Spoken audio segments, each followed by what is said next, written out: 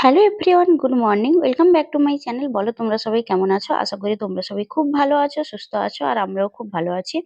তো আজকে একদম সকালবেলা ঘুম থেকে উঠেছি। ঘুম থেকে উঠে দেখো গরম জল খেলাম লেবু দিয়ে। আজকে চিয়া সিডস খাইনি। তো রোজ রোজ সত্যিই খেতে ইচ্ছে করে না এইসব, কিন্তু কি আর করব, কিন্তু গরম জলটা কিন্তু মাস্ট খেতে হয় সকালবেলা ঘুম থেকে উঠে। এটা কিন্তু শরীরের জন্য যথেষ্ট ভালো।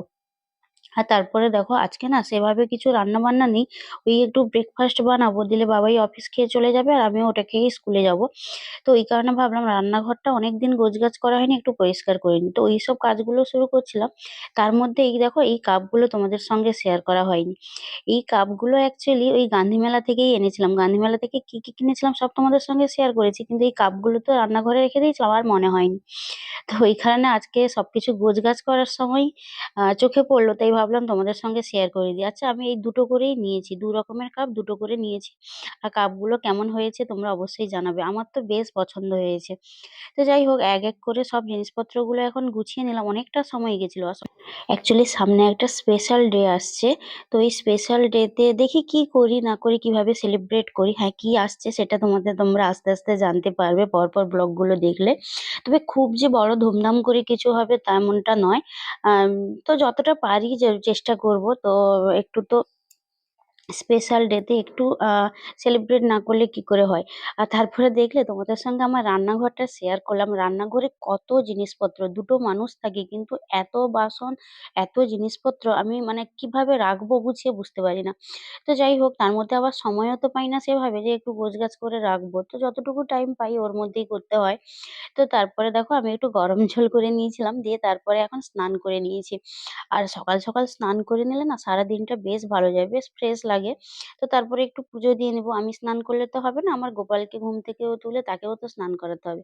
এই যে আমার গোপু সোনা এখন উঠে পড়েছে, ওকে আমি স্নানও করিয়ে নিয়েছি। দিয়ে দেখো আজকে এই ইয়েলো ড্রেসটা পরালাম। আর সত্যি বলতে কি, গপু সোনা আমার কাছে আছে বলে না আমি অনেকটা এনার্জি পাই। এই যে সকালবেলা তাকে উঠে ঘুম থেকে তোলা, তাকে দেখলেই মনটা ভালো হয়ে যায়। আর না হলে তো আমি একা একাই থাকি। ওই একমাত্র আছে যে আমার কথাগুলো শোনে। মাঝে মাঝে তো আমি ওর সামনে বসে অনেকটা সময় কাটাই, অনেক কথা বলি মনের কথা। মনের কথা বলতে মনে পড়লো, কালকে আমি ব্লগে কিছু কথা শেয়ার করেছিলাম। তো ওই ব্লগটা দেখার পরে একজন বোন কমেন্ট করেছে, "হ্যাঁ দিদি, তুমি ঠিক বলেছো। সারাক্ষণ ওই মানুষজন ওই বিয়েই করতে থাকে।" সত্যি বলতে কি, আমার কিছু মতামত বা নিজের অভিজ্ঞতা থেকেই বলেছিলাম কথাগুলো। নিজে এইরকম তো অনেক ফেজ গেছে। তো এই কারণেই তোমাদেরকে বলেছিলাম। সত্যি বলতে কি, বিয়েটা সম্পূর্ণ নিজেদের ব্যক্তিগত ব্যাপার। আর একটা ছেলেমেয়ে যখন নিজে বিয়ে করার জন্য প্রস্তুত হয়ে যায় তখন ওর বিয়ে হোক, তখন ঠিক আছে। সেটা না হয়ে ওই পাড়া প্রতিবেশীর চাপে বাবা-মা মেয়ের মানে কি বলবো, মতামত ছাড়াই বয়সের আগেই যদি বিয়ে দিয়ে দেয়, ওটা একদমই ভালো নয়। কারণ সংসারটা কিন্তু একটা মেয়েই করে। আর সত্যি বলতে কি, ছেলেদের থেকে না মানে মেয়েদের অনেক দায়িত্ব থাকে। বিয়ের পরে একটা মেয়ের উপরে প্রচুর দায়িত্ব থাকে। ওই দায়িত্বগুলো এক করে মেইনটেইন করা সত্যিই খুব চাপের। ওইগুলো সামলানো খুব কঠিন কাজ। তো যাই হোক, ওই কারণেই বলা। আর তোমরা যারা আমার ব্লগ দেখছো এখনো তোমাদের বিয়ে হয়নি, তোমরা একটু সময় নাও। সময় নিয়ে চিন্তা ভাবনা করে, ঠিক আছে, মেয়েরা মেয়েরা যতই সার্ভিস করুক, যাই করুক না কেন, ওরা কিন্তু দায়িত্ব নিতে হয়। সব মেয়েকেই নিতে হয়। হ্যাঁ, সেই দায়িত্বটা ২ দিন আগে নিত, ২ দিন পরে নিবে। একটু ২ দিন তো ওরা তো নিজেদের মতো করে থাকতে পারবে। তো ওই সুখটা কেন ওদের কাছ থেকে ছিনিয়ে নেওয়া হবে বলো? তো যাই হোক, অনেক কথা বললাম। আর তারপরে এদিকে দেখো আমি ব্রেকফাস্টে আজকে একদমই হেলদি খাবার বানাচ্ছি। হেলদি বলতে দেখো পেঁয়াজ, লঙ্কা, গাজর কুচি মানে গাজর গ্রেট করে নিয়েছি, তার সঙ্গে একটু বাঁধাকপি নিয়েছি। তার সঙ্গে একটু লবণ দিয়ে এর মধ্যে দিব ওটসের গুঁড়ো। মানে ওটসের গুঁড়ো বলতে ওটসটাকে আমি মিক্সিতে গুঁড়ো করে নিয়েছি, আর একটু গোলমরিচ গুঁড়োও দিলাম। দিয়ে ওটা ডিম দিয়ে ভালো করে ওই তোমার একটা ব্যাটার বানাবো, ওটা দিয়ে একটা পরোটা বানাবো। আগে সকালবেলা ব্রেকফাস্ট মানেই আমার ওটস দিয়ে শুরু হতো। কিন্তু এখন ও মাঝখানে অনেকটা দিন গ্যাপ গেছে। আমি এখন আর ওটস খাই না সেভাবে। ওই কারণে ভাবলাম যে না, ওই অভ্যেসটা আমাকে আবার স্টার্ট করতে হবে। ওটসটা আমাকে খেতে হবে। তো ওই কারণেই আজকে ভাবলাম যে এমনি ওটসের খিচুড়ি বা ওইটার থেকে একটু যদি এইরকমভাবে বানাই, একটু ওটসের পরোটা বানিয়ে নিই, তাহলে ওটা খেতে একটু ভালো লাগবে আর খাওয়াও যাবে। অ্যাকচুয়ালি বাবাইও তো ওটসের ওই খিচুড়ি ওইসব পছন্দ করে না। একটু পরোটা মতো বানিয়ে দিলে ও খেয়ে নিবে। আর আলাদা করে ওর জন্য কিছু বানাতে হবে না। সেই কারণেই আমার আজকে ওটসের পরোটা বানানো। আর দেখি ও খেয়ে কি বলে। ও তো খুব তাড়াহুড়োর মধ্যে থাকে। তো তাড়াতাড়ি করে গরম, গরম বানিয়ে দিয়ে ও খেয়ে চলে গেলে তারপরে আমি স্নান-টান করে খাওয়া-দাওয়া করব। তো এখন দেখো ব্যাটারটা এইভাবে বানিয়েছি। আর একটু জল লাগবে। আমিও এখানে জল দিয়েছি।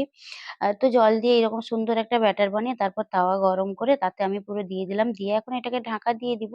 কিছু সময়ের মধ্যে এটা সুন্দরভাবে হয়ে যাবে।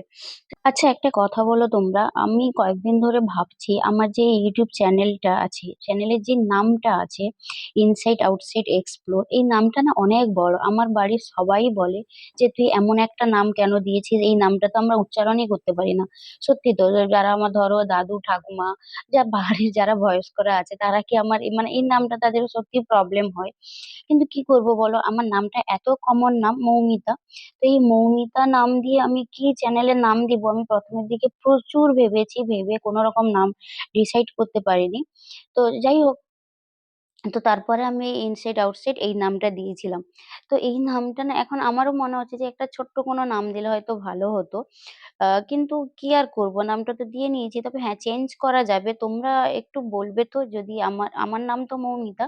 এই মৌমিতা দিয়ে বা অন্য কোনো নাম-টাম দিয়ে যদি কোনো নাম দেওয়া যায় তোমরা একটা অ্যাডভাইস দেবে। কোনো নাম আমাকে কমেন্ট করে জানাবে যে কি নাম দেওয়া যায়। তাহলে আমি একটু ভেবে দেখব যদি আমার এই চ্যানেলের নামটা চেঞ্জ করা যায়। আর তোমরাও জানাবে চ্যানেলের নামটা চেঞ্জ করব নাকি যেটা আছে ঠিকই আছে। তো যাই হোক এখন ব্রেকফাস্ট করে মোটামুটি ও অফিস বেরিয়ে গেল। আমি এখন এই রিপোর্টগুলো নিয়ে যাবো একটু ডক্টরের কাছে। অনেকদিন থেকেই রিপোর্টগুলো করা হয়েছে কিন্তু ডক্টরের কাছে আর রিপোর্টগুলো নিয়ে গিয়ে দেখানোও হয়নি। তো ওই কারণে আজকে বেরিয়েছি একা একটু সময় পেয়েছি রিপোর্টগুলো দেখিয়ে আনি। তো চলো এখন যাওয়া যাক। তো এখন সন্ধ্যাবেলা রেডি হয়েছি একটু যাব মাসির বাড়ি। অ্যাকচুয়ালি মাসির বাড়ির সামনে একটা হনুমানজির মন্দির আছে, ওখানে বেশ বড় করে পুজো হচ্ছে, অনেক কিছু হচ্ছে। তো কি হচ্ছে না হচ্ছে আমি গেলেই বুঝতে পারবো। অনেক দিন থেকে বলে রেখেছিল যে আজকে যাতে সন্ধ্যেবেলা মাসির বাড়িতে যাই। আর আজকে সকাল থেকেও অনেকবার ফোন করেছে, ওই জন্য ভাবলাম না গিয়ে একটু ঘুরে আসি, অনেক দিন যাওয়া হয়নি। মানে আমি সেই বাড়ি চলে গেছিলাম লাস্ট মনে হয় তোমার অনেক আগে, মানে ২৪ সালে আমি মাসির বাড়ি যাইনি, তার আগে গেছি। তো ঠিক আছে, তো চলো এখন যাওয়া যাক, সবাই কি করছে না করছে গিয়ে একটু দেখি। পুজো হয়েছে সকালবেলা আর আমি পৌঁছেছি সন্ধেবেলা।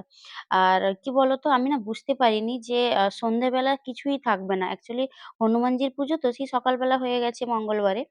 তো আর আমি পৌঁছেছি সন্ধ্যেবেলা। কারণ আমি সকালবেলা কি করে বা যেতাম বলো? এত কাজ-বাজ শেষ করে তারপর স্কুল ছিল। স্কুল থেকে এসে তারপরে তোমার সন্ধ্যাবেলায় একটু মাসির বাড়ি যেতে পেরেছি। আর গিয়ে দেখি যাই হোক পুজো-টুজো তো ওইসব তো দেখা দর্শন পেলাম না। কিন্তু এই ভাই, মা সবাই মিলে ছিল। তো তারপরে মাসি কিছু চিপস, ওই ফিঙ্গার চিপস তারপরে তোমার পাঁপড় ওইসব ভেজে দিয়েছিল। ওইগুলো আমরা সবাই বসে খাচ্ছিলাম। আর আমার ২ মামার ২ ছেলে এসছে। ওদের অ্যাকচুয়ালি এক্সাম-টেক্সাম শেষ হয়ে আবার নতুন সেশন শুরু হয়েছে তো। তো ওরা এখন একটু মানে কি বলতো ছুটির মধ্যে দিয়ে যাচ্ছে। তো ওই কারণে ওরা অ্যাকচুয়ালি এসছিল মাসির বাড়িতে। আ তো ওদের সঙ্গেও দেখা হয়ে গেল। তো সবার সঙ্গে বেশ গল্প করলাম। তারপর ফিঙ্গার চিপস, পাঁপড় ভাজা আর আমার না বেশ খিদাও পেয়ে গেছিল। তো বসে অনেকগুলো চিপস খেয়েছি। আর এইদিকে দেখো সব লেপ কম্বল তোমার কাঁথা যা ছিল সমস্ত কিছু চাপিয়ে সব বসছে। তো তারপরে ওই ৮টা নাগাদ আমি বাবাইয়ের সঙ্গে আবার চলে আসি। অ্যাকচুয়ালি বাবাইকে বলেছিলাম তাড়াতাড়ি চলে আসতে। কারণ বাইরে যা ঠান্ডা আর তার মধ্যে ওকে নিয়ে এসেছিলাম দোকানে। ওকে জোর করেই নিয়ে এসেছিলাম। বললাম, "তুমি এখানে দেখো একটা জ্যাকেট বা কিছু।"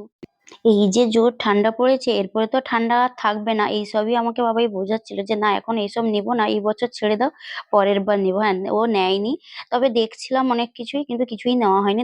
মাসি ঘুগনি বানিয়েছিল। তো ঘুগনি এনেছিলাম। তো ওই ঘুগনিতে আমি এখন তেঁতুলের পাল্প দিয়ে চটপটি বানিয়ে ফেলেছি। ভীষণই ভালো খেতে ছিল। তারপরে রাতে আমাদের ডিনারে ছিল রুটি, আলু ভাজা, বেগুন ভাজা। এটা কিন্তু একটা প্লেটেই দুজনের খাওয়া হয়ে যাবে। তো যাই হোক আজকের ব্লগটা এতটাই। ব্লগটা এখানেই এন্ড করব। ব্লগটা যদি ভালো লাগে please do like, comment and subscribe. সবাই খুব ভালো থাকো, সুস্থ থাকো। আর অনেক, অনেক সাপোর্ট করো। নতুন একটা ব্লগের সাথে আবার তোমাদের সঙ্গে দেখা হবে।